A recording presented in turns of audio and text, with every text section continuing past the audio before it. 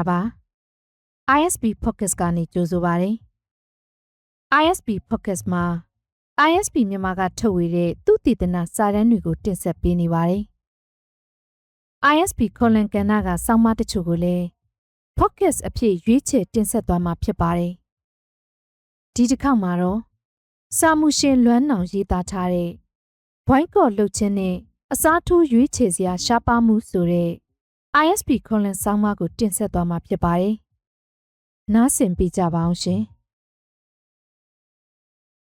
တော်လှန်ရေးကာလအစောပိုင်းကတည်းကနေအခုချိန်ထိစစ်တပ်ထုတ်ပစ္စည်းတွေနဲ့စစ်တပ်နဲ့ဆက်နွယ်နေတဲ့စီးပွားရေးလုပ်ငန်းတွေကိုတပိတ်မှောက်ဖို့ဘိုင်းကော့လုပ်ဖို့တိုက်တွန်းနေကြတာဟာတကယ်တော့အင်မတန်အားရစရာကောင်းပါတယ်။ဒါပေမဲ့တခြားတစ်ဖက်မှာကြည့်ရင်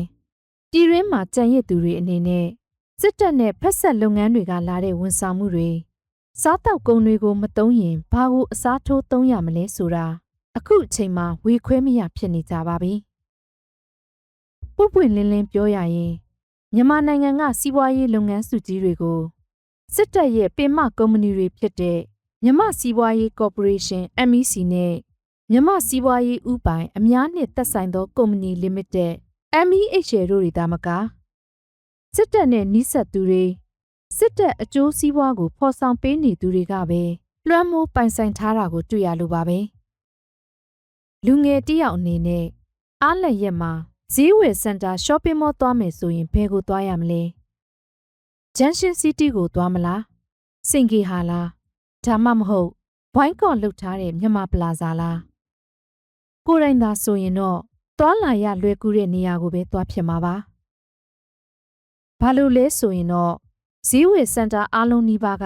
စစ်တပ်နဲ့တနည်းမဟုတ်တနည်းပတ်သက်ဆက်နွယ်နေတဲ့ပိုင်ဆိုင်မှုတွေကြီးဖြစ်နေတာကြောင့်မြန်မာပလာဇာသွားတာနဲ့ဂျန်ရှင်းသွားတာဘာမှသိမထူးခြားလို့ပါဆက်ပြောရရင်ဖုန်းစင်ကတ်ကိစ္စမှာလဲစစ်တပ်ပိုင်မိုင်တဲကိုမသုံးမဲတခြားပြည်တွင်းဆက်သွယ်ရေးလိုင်းတွေကိုပြောင်းသုံးမယ်ဆိုရင်တော့ပလင်းတူဘူးဆိုဖြစ်နေလို့တော်တော်လေးကြွားကြတဲ့အခြေအနေပါကို့ပတ်ဝန်းကျင်မှာကြည့်ရင်လဲ Wi-Fi မရတဲ့နေရာတွေဖြစ်လို့ဖုန်းပီနဲ့ပဲအင်တာနက်သုံးနေရသူတွေဟာငွေ1000ဘိုးဝယ်ရင် 5GB ရတဲ့မိုင်တဲကိုပဲရွေးသုံးနေကြရပါတယ်မိုင်တဲမသုံးပဲတခြားလိုင်းသုံးရင်1000ဘိုးကို 1GB လောက်ပဲရမှာဖြစ်လို့သူတို့အတွက်ဘိုင်းကော့ဆိုတာကိုလည်းသိမသိသလိုတိခဲ့ရင်တောင်ပြောင်းသုံးနိုင်ဖို့မလွယ်ပါဘူးပြည်ပရောက်နေသူတွေအနေနဲ့ဘာကိုတော့မသုံးကြပါနဲ့လို့ပြောရတာလွယ်ပေမဲ့တကယ်တမ်းမသုံးရင်ဘာကိုအစားထိုးသုံးရမလဲဆိုတဲ့မေးခွန်းကရှိလာပါတယ်အင်တာနက်အဖြတ်ခံထားရတဲ့ဒေတာမှာနေတဲ့အသိတငယ်ချင်းတယောက်ဆိုရင်အဲ့ဒီနေ့မှာစက်တက်ပိုင်းမိုက်တဲပဲလိုင်းရပါတယ်ဒီလိုအခြေအနေမျိုးမှာမိုက်တဲကိုဘွိုင်းကော့လုပ်ပြီးလုံးဝမသုံးမဲနေရမလားဒါမှမဟုတ်တခြား operator တွေလိုင်းပြန်ဖွင့်ပေးမဲ့အချိန်ကိုပဲထိုင်ဆောက်နေရမလားဆိုတာဝေခွဲမရဖြစ်လာပါတယ်တကယ်တော့ပြည်ရင်းကဆက်သွယ်ရေးလုပ်ငန်းအားလုံးနီးပါးဟာစစ်တပ်နဲ့နှီးဆက်သူတွေကြီးပဲဆိုတာအားလုံးသိပါပဲတော်လှန်ရေးကာလရှည်ကြာလာတာနဲ့မျှ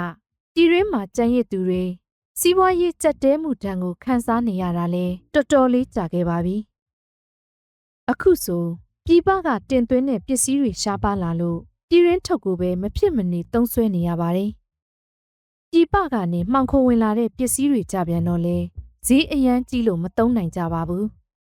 ဒီလိုအခြေအနေမျိုးမှာဘယ်ဟာကတော့စစ်တပ်အနွယ်ဝင်ဖြစ်လို့မသုံးရဘူးဆိုရင်ပြည်သူတွေဘလို့ရှစ်ဆက်ကြမလဲအဝေးကြီးမကြည့်ပါနဲ့အရင်ကပြည်ပကလာတဲ့ကော်ဖီမုတ်တွေကိုလွယ်လွယ်ကူကူဝယ်တောက်နိုင်ခဲ့ပေမဲ့အခုတော့ဝယ်လို့တောင်မရနိုင်တော့ပါဘူးဒီတော့ဘွိုင်းကော်လှုပ်ထားတဲ့ပစ္စည်းတွေကိုမသုံးချင်ရင်တောင်ပြည်ရင်းမှာအလွယ်တကူရနိုင်တဲ့ပစ္စည်းတွေကိုပဲကြိတ်မိတ်သုံးစွဲနေရပါတယ်တချို့ကတော့စစ်တပ်ပိုင်းမဟုတ်တဲ့တခြားလုပ်ငန်းတွေရဲ့ပစ္စည်းတွေရှိသေးတယ်လို့ပြောကောင်းပြောပါလိမ့်မယ်ဒါပေမဲ့ပြည်ရင်းထုတ်ဖြစ်နေရင်တောင်လမ်းခရီးတည်ယူပို့ဆောင်ရေးခက်ခဲမှုတွေကြောင့်တချို့ကုန်ပစ္စည်းတွေဆိုရင်သုံးရတဲ့အချိန်ထက်စောင့်ရတဲ့အချိန်ကပိုကြာနေတတ်ပါတယ်ဒါကြောင့်ကော်ဖီတောက်ချင်ရင်တောင်လမ်းထိပ်စတိုးဆိုင်တိုင်းမှာလွယ်လွယ်ရတဲ့ပြည်ရင်းထုတ် ready made ထုတ်တွေကိုပဲဝယ်တောက်နေရတာပါရန်ကုန်မှာလက်ဖက်ရည်တစ်ခွက်ကိုအနည်းဆုံးကျပ်2000လောက်ဖြစ်နေပြီဆိုတာအားလုံးသိပါပဲ ဒါကြောင့်ဈေးသက်သာတဲ့ Premier Ready Made ထုတ်တွေကိုပဲအများစုကတောက်သုံးနေကြရတာပါတကယ်လို့ Premier ကိုပါ boycott လုပ်မယ်ဆိုရင်ဘယ်လုပ်ငန်းကရောစစ်တပ်နဲ့အပြည့်အဝလွတ်ကင်းမယ်လို့ထင်စရာရှိပါသလဲနောက်ဆုံးအနေနဲ့ပြောရရင်ရွေးကောက်ပွဲကိစ္စမှာလဲစစ်ကောင်စီကျင်းပမဲ့ရွေးကောက်ပွဲကိုဆန့်ကျင်ကြဖို့တိုက်တွန်းခဲ့တာတွေတွေ့ရပါတယ်ဒါပေမဲ့လက်တွေ့မှာဘယ်လိုပဲပုံဆန့်ကျင်ရမလဲဆိုတဲ့တိကျရေးရတဲ့ရှင်းလင်းချက်မျိုးကိုတော့သိမတွေ့ခဲ့ရပါဘူးမဲမပေးဘဲနေကြဆိုတဲ့တိုက်တွန်းချက်လောက်နဲ့တော့မလုံလောက်လာပါဘူးပြည်ရင်းမှာရှိနေသူတွေဖို့မဲမပေးရင်စစ်တပ်လက်အောက်ခံတွေပေးမဲ့ဒုက္ခတွေကိုကြောက်နေရသေးပါဒါကြောင့်လာမဲ့ဘေးပြေးမတွေ့ချင်တော့ပဲနီးရတားကိုကြောက်နေရတဲ့အခြေအနေပါဒီလိုနဲ့ပဲပြည်ရင်းကလူတွေဟာဂျာအေးသူ့အမေရိုက်တယ်လို့တန်နေရလဲနေတော့မှာပါသူ့အိမ်မှာနေရရင်တော့သူ့မျက်နှာကြည့်ပြီးသူ့အကြိုက်လှုပ်ပေးနေရမယ့်သဘောပါပဲဒါကြောင့်မချစ်တော်လဲအောင့်ကနန်းနေရတဲ့ပြည်ရင်းကပြည်သူတွေရဲ့အခြေအနေကိုလည်းတစ်ချက်လောက်တော့ငှဲ့ကြည့်ပေးဖို့လိုအပ်နေပြီလို့ထင်ပါတယ်ဒါကတော့စာမှုရှင်လွမ်းနောင်ရဲ့ကော်လန်ဆောင်းပါးကိုတင်ဆက်ခဲ့တာဖြစ်ပါတယ်ISP ကော်လန်ကိုစာမှုတွေပေးပို့နိုင်ပါတယ်စာမှုပေးပို့ရန်လမ်းညွှန်ချက်ကို